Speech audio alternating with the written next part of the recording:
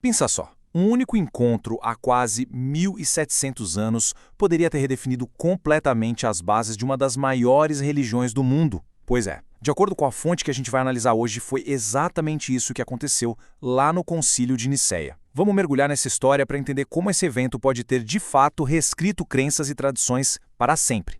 Para começar, a nossa fonte já joga na mesa uma pergunta fundamental. Será que a fé que se pratica hoje é a mesmíssima fé dos primeiros seguidores? E a resposta que ela oferece é um não bem direto, viu? A ideia é que algo se transformou e muito nesse percurso.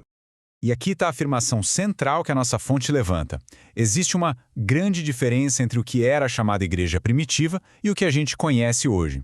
Então a questão não é bem se houve uma mudança, mas sim quando e como ela de fato aconteceu. É exatamente isso que vamos investigar agora. E para entender essa transformação, a gente precisa voltar um pouco no tempo. A fonte nos mostra que essa mudança toda não surgiu do nada, não. Foi um evento, digamos, muito bem orquestrado por uma figura de extremo poder. Olha só essa linha do tempo. Ela deixa bem claro um ponto que a fonte considera crucial, esse pulo de quase 300 anos. É muito tempo. Pensa bem, são mais 10 gerações de distância entre o começo de tudo e esse tal concílio. Isso já faz a gente se perguntar, o que será que aconteceu nesse período todo? E aí está ele, o Concílio de Nicéia, convocado em 325 d.C., lá na atual Turquia. Esse encontro de bispos se tornaria, segundo a nossa fonte, o grande ponto de virada, o divisor de águas na história do cristianismo. E aqui tem um detalhe que, olha, faz toda a diferença. Quem convocou essa grande reunião teológica não foi um apóstolo, nem um bispo, mas uma autoridade política, o imperador romano Constantino. Ele precisava de unidade no império e as divisões religiosas estavam virando um problemão que ele tinha que resolver. E isso nos leva direto para o olho do furacão. O concílio não foi chamado para discutir detalhes pequenos, não. O que estava rolando era um debate teológico gigantesco. Uma controvérsia tão, mas tão intensa que ameaçava a própria unidade do Império Romano. E no centro de toda essa discussão estava uma única pergunta.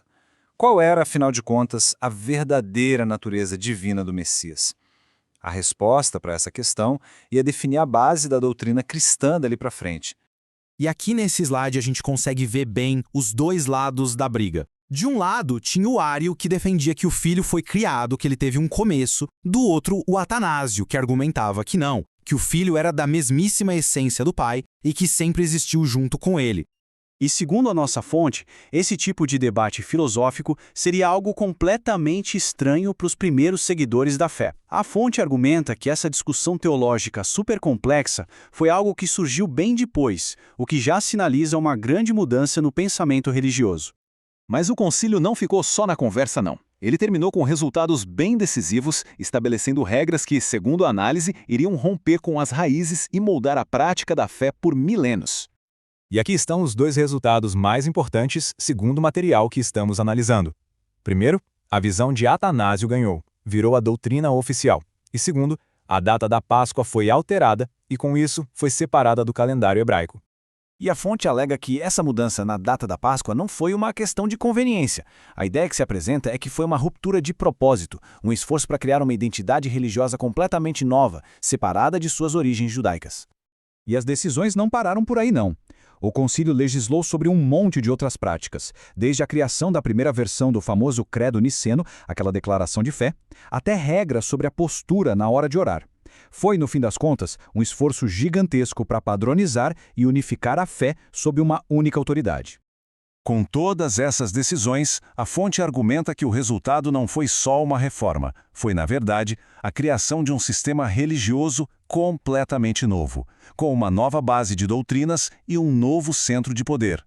E essa tabela aqui ilustra perfeitamente o contraste que a fonte traça.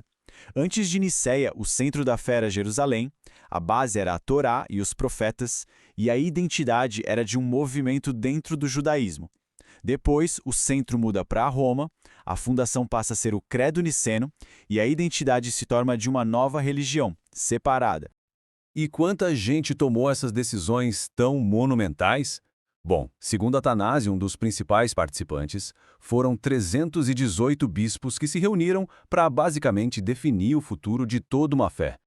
E assim, a gente chega ao ponto crucial da análise da nossa fonte. O Concílio de Nicéia não foi apenas uma reunião, mas o nascimento de um sistema religioso novo. Um sistema com um novo centro de poder, Roma, e que foi organizado para servir também aos interesses do Império. E isso tudo nos deixa com a pergunta provocativa que a nossa fonte levanta. Se os alicerces foram todos redefinidos lá em 325 d.C., então, sobre o que a fé está construída hoje? É uma reflexão sobre as fundações históricas e como um evento de quase 1.700 anos atrás continua a moldar o mundo em que a gente vive.